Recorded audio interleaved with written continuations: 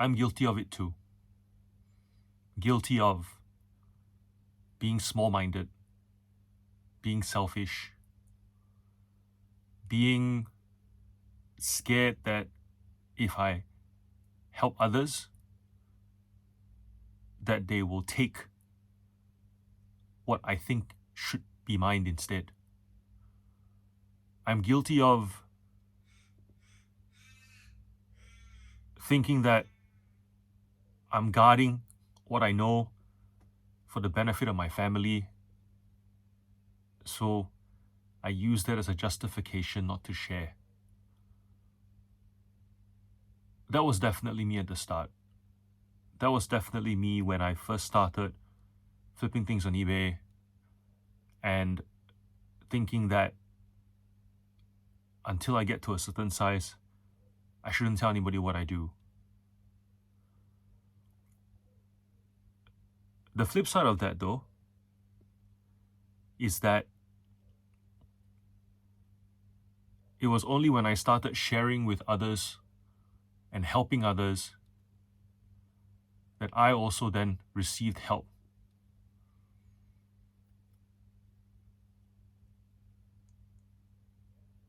That's very chicken and egg, I suppose, and it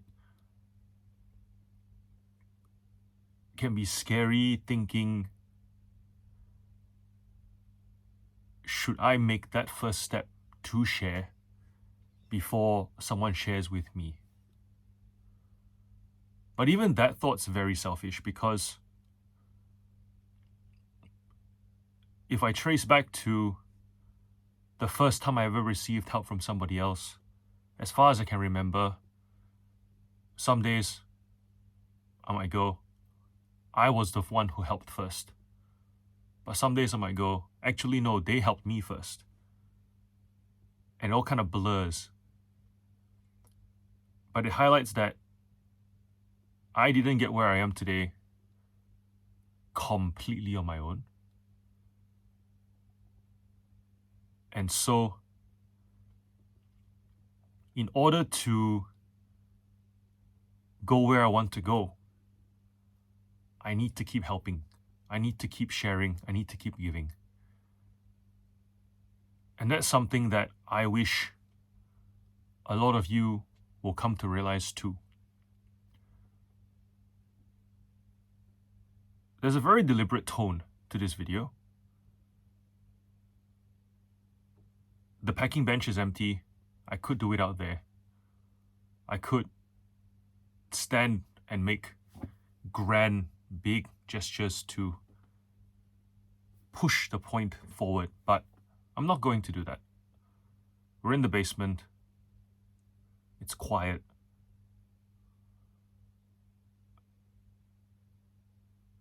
I'm just sharing with you my thoughts, really. Because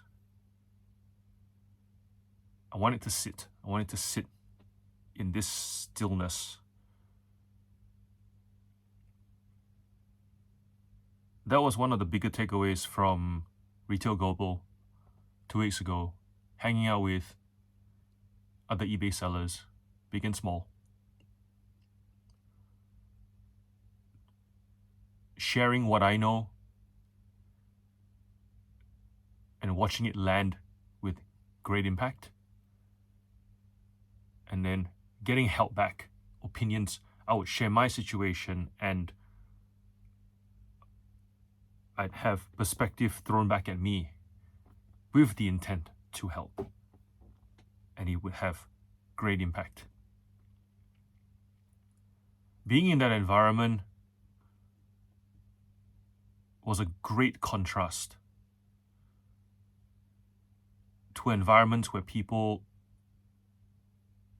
don't care, don't want to help, and don't really want to see me do well.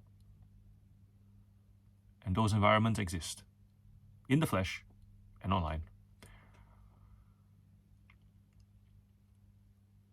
It also got me thinking about how when we start trying to help others or giving it a chance, this whole helping others thing, it can be hard not to know whether the help we give is well received, whether our intentions are pure, whether the help of others comes from a pure place. And we want to know that it's pure, I suppose, because it makes us feel safe. It makes us feel like we are seen, we belong. I can't quite think of how best to put it. That we can safely step forward, I suppose, with this new insight that we've been given.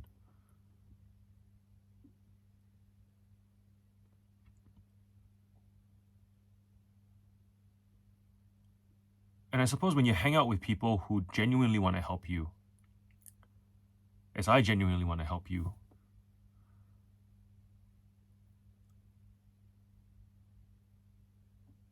you very quickly learn to identify when somebody is helping you for their own benefit, regardless of whether the thing they gave you that was for your benefit actually benefits you or not. For starters, when someone doesn't want to help you genuinely, they don't persist. They try and plant the seed, but then if the seed doesn't grow into a tree immediately, they kind of leave it and walk away. And that's something that I've come to apply, I think, when somebody offers me a hand, gives me a tip, tries to advance my position because they think that what they have to offer can really help me. I like to watch how long they persist at offering that help. It's not really stubbornness as much as it is paying attention to whether somebody genuinely will follow through. I guess you can say the same thing for people on YouTube too. You know, they'll create a channel, they will do hot tips, quick tips. But if they don't regularly post and don't regularly follow up, build upon the thing that they're trying to teach, then you sometimes get the feeling like, why they do it in the first place? Clearly it wasn't for me. So moving forward from here, moving forward from where you are, number one, I encourage you to lend a hand. Genuinely lend a hand. Reciprocity is a funny thing. When you help other people, people help you. People share with you from their experiences things that they have applied and seen fruit that you may never even have thought to try. And the second thing is, it can be very tricky when people say, if you're trying to help, you can come across arrogant. People say you come across arrogant, or you're proud, or you're showing off. Well, not really. Actually, if you're helping people because you want to create an environment where you too can be helped as well, I would argue that that's a humble approach, because you recognize that you can't just take. You have to give as well as take. And so, in order to receive help that you acknowledge you need, because you don't know everything, and you definitely cannot be the best you can be without knowing more than your limited mind can comprehend or come up with.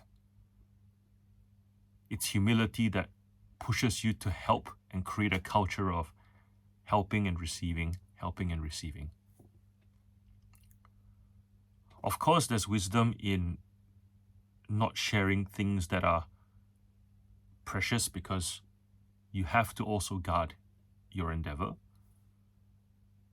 But that's wisdom. It's not fear. And it's not selfishness either. It's definitely not pride.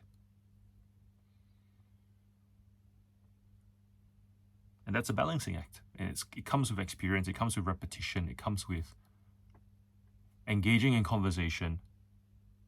And come to think of it, that's kind of how I ended up here, I think. commenting on Facebook groups, providing input, balancing advice with care, with kindness.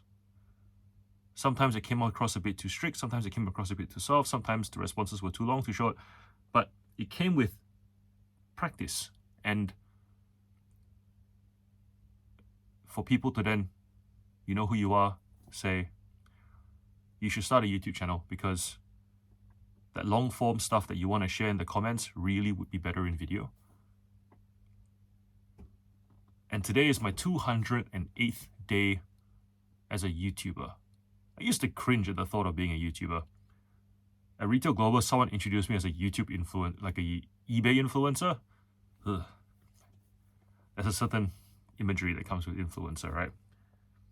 Floss dancing, I suppose, on TikTok. That's what comes to mind. But today's day 208 on YouTube, and this is video 201. That's consistency. And it looks like somebody knew this would be good for you, for me to be here instead of not. And so open yourself to the opportunity of being a helper, being a guide, a contributor, and in turn, watch how people genuinely repay your heart.